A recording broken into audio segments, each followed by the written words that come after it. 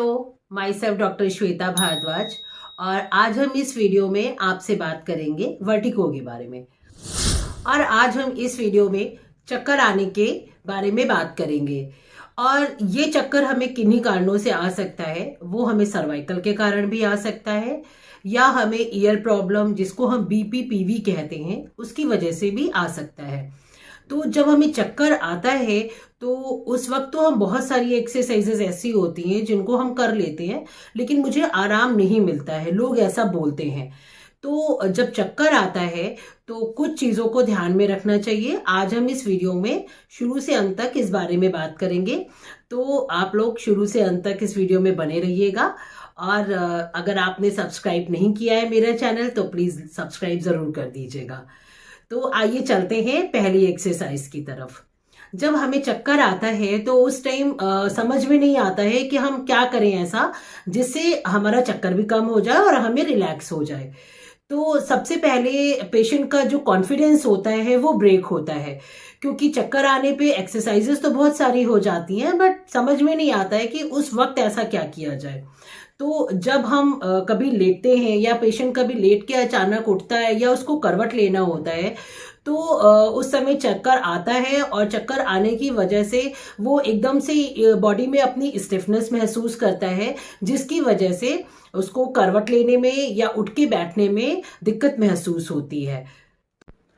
जब कभी आप लेट के उठ रहे होते हैं या आप करवट ले रहे होते हैं तो आप इस तरह से अपनी बॉडी को जब आप फील करते हैं कि बहुत शिवरिंग होने लगी, अचानक से पूरा आपका सराउंडिंग घूमने लगता है और चक्कर आता है, तो उस टाइम कुछ अच्छा नहीं लगता है।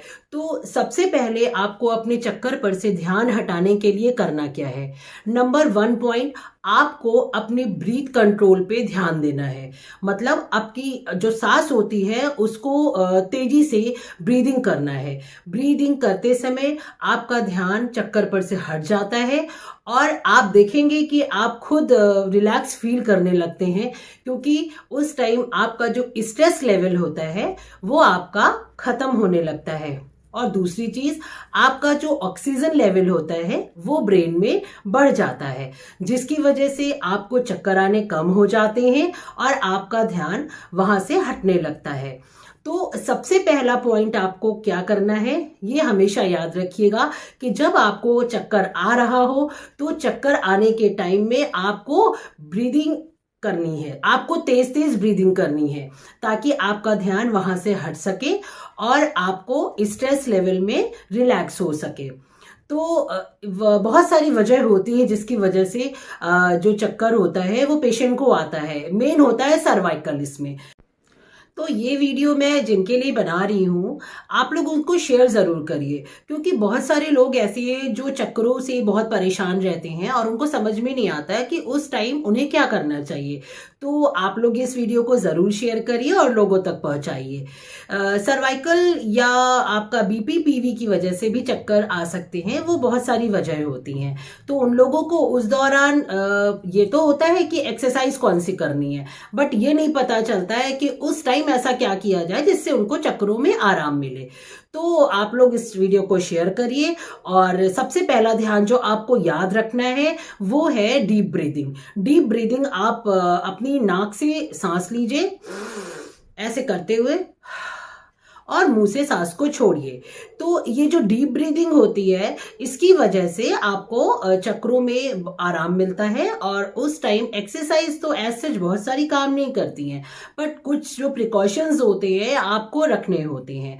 तो ये आपको बहुत हेल्पफुल करेगा। पहला पॉइंट आपको जो याद रखना है वो फिर मैं कहूंगी कि चक्कर आने के वक्त आपको हमेशा डीप ब्रीदिंग करना है, जिससे आपका ध्यान जो होता है वो चक्करों से हट जाता है और वहां पर आपको स्ट्रेस लेवल में आपको बहुत आराम फील होता है और ऑक्सीजन लेवल जैसा कि मैंने बताया कि ब्रेन में इंक्रीज होता है।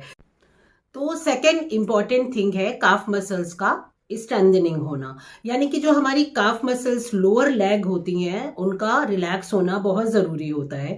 तो काफ मसल्स की जो स्ट्रेंथनिंग होती है वो हमारे चक्रों का भी प्रभाव डालती है, यानी कि अगर आप उसको रिलीज करते हैं, उसका स्ट्रेस डाउन करते हैं, तो आप देखेंगे कि आपको चक्कर आने कम हो जाते हैं। तो उसके लिए करना क्या है कि आपको एक दुपट्टा लेना है या आपको एक टॉवल लेनी है, और इस तरह से आपको अपने टो के नीचे पैर को ऐसे जमीन में रखते हुए टो के नीचे लगा करके दुपट्टे को, और इस तरह से स्ट्रेच करना है अपना लोअर लेग, यानी कि अपना टो जो है अपनी तरफ स्ट्रेच करना है, और इसको कम से कम 5 बार इस पैर से और 5 बार उस पैर से रिपीट करना है। तो काफ मसल की स्ट्रेंथनिंग जब होती है तो आपको चक्कर में आराम मिलता है और आपका जो स्ट्रेस होता है वो लेवल डाउन होता है।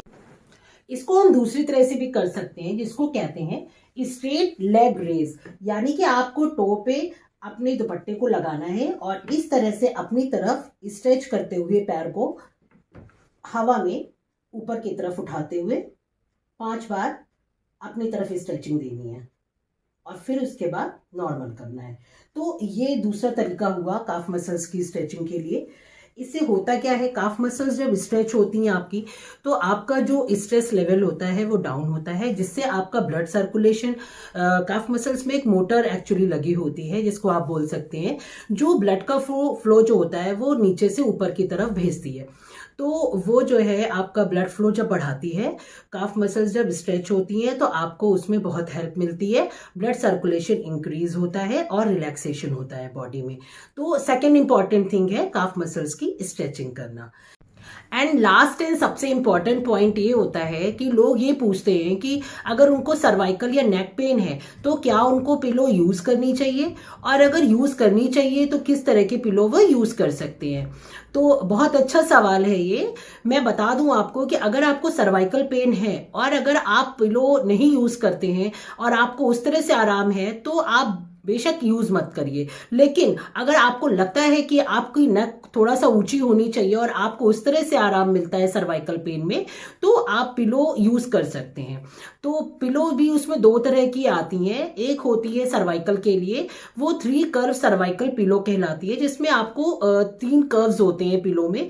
वो आपको हमारे लिंक पे नीचे नंबर दिया हुआ है, उस नंबर पे अगर आप ऑर्डर करेंगे तो वो मेरे पास से भी मिल जाएगी।